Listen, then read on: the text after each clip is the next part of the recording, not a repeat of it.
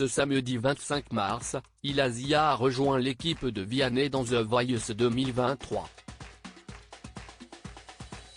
Dans un entretien exclusif accordé à Télé Loisirs, la candidate de 33 ans est revenue sur sa prestation.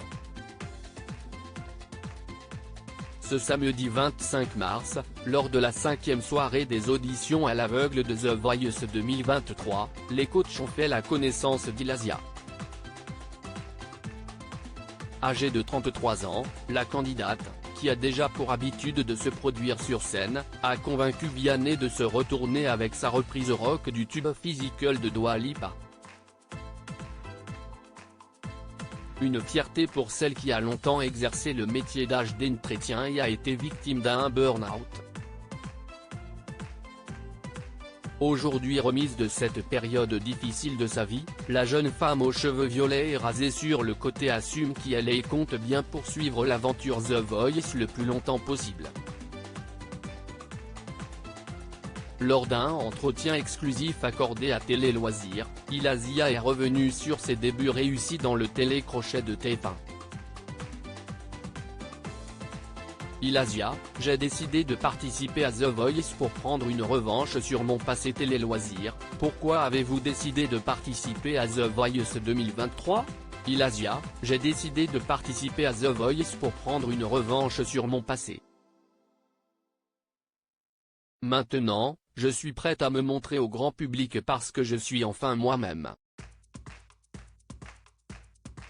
J'assume qui je suis et j'assume mes choix. C'est aussi une manière pour moi de faire fermer les bouches des gens qui n'ont jamais voulu me voir réussir, qui n'ont jamais cru en moi. Il faut avancer malgré les critiques, l'incompréhension, les jugements et les galères. Quand on est quelqu'un qui est habitué à faire de la scène, comment on se sent sur le plateau de The Voice ? Déjà, quand j'ai découvert le plateau, j'ai pris une grosse claque. J'ai même versé quelques larmes parce que ça fait vachement bizarre de se dire qu'on y est enfin, que sur 50 000 candidats on a la chance d'être là et que ce n'est pas un rêve. C'était tout nouveau pour moi parce que c'était mon premier plateau télé.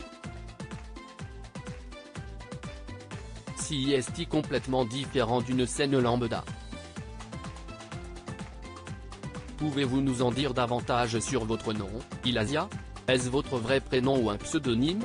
C'est un nom de scène. J'avais eu un nom de scène avant mais j'ai eu quelques soucis au niveau de la marque donc il a fallu que je change.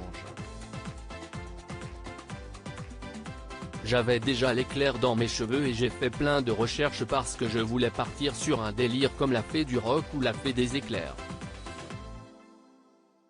J'ai cherché des noms de fées et je suis tombé sur la fée de la foudre, Ilasia. Ilasia, The Voice 2023, si tous les coachs s'étaient retournés, j'aurais choisi Zazie. Vous attendiez-vous à voir Vianney se retourner ? Pas du tout. Déjà on ne s'attend à rien parce qu'on essaie de se concentrer un maximum. Il faut se mettre dans sa bulle et presque oublier qu'il y a des coachs. J'espérais forcément qu'un coach se retourne mais vu ce que je proposais, je ne savais vraiment pas quel coach allait être touché. Qu'est-ce qui vous passe par la tête quand Vianney se retourne ? J'étais soulagé déjà de me dire que j'étais dans l'aventure. Quand il s'est retourné, je me suis encore plus lâché. Pour moi, c'était validé donc ça a fait partir un petit stress.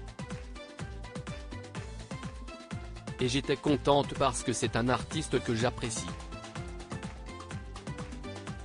Aviez-vous une idée de l'équipe que vous souhaitiez intégrer avant les auditions à l'aveugle ? Si tous les coachs s'étaient retournés, dans l'idéal, j'aurais choisi Zazie suivant les arguments parce que ça peut tout changer. Zazie correspond un peu plus à mon univers. Mais là c'est sans regret, je suis très contente de mon coach. Ilasia, talent de Vianney, j'essaie de vivre de la musique, mais si est très difficile vous donnez pas mal de concerts. Exercez-vous toujours le métier d'agent d'entretien ou vivez-vous à 100% de la musique? J'ai fait agent d'entretien quelques années mais j'ai arrêté il y a 10 ans. J'ai fait un burn-out en partie à cause de ça parce que je cumulais les dates et le ménage, et c'était compliqué au niveau des horaires. Puis, il y a eu plein de choses sur le plan personnel qui m'ont énormément affecté, et j'ai dit stop. Ça fait 9 ans que j'essaie de vivre de la musique mais c'est très difficile. Et c'est aussi pourquoi je fais The Voice, j'essaie d'en vivre. Qu'est-ce qui vous a donné envie de changer de look de façon aussi radicale? C'est ce fameux burn-out. Je ne savais plus qui j'étais. C'est en traversant des galères que je me suis dirigé vers des sons plus électriques, j'avais besoin de sortir tout ce que j'avais dans le bide et c'est le rock qui est venu me chercher. Du coup, l'apparence physique, ça a été un complément. Je pense que j'ai toujours eu ça en moi mais je n'osais pas. J'avais peur du regard des gens.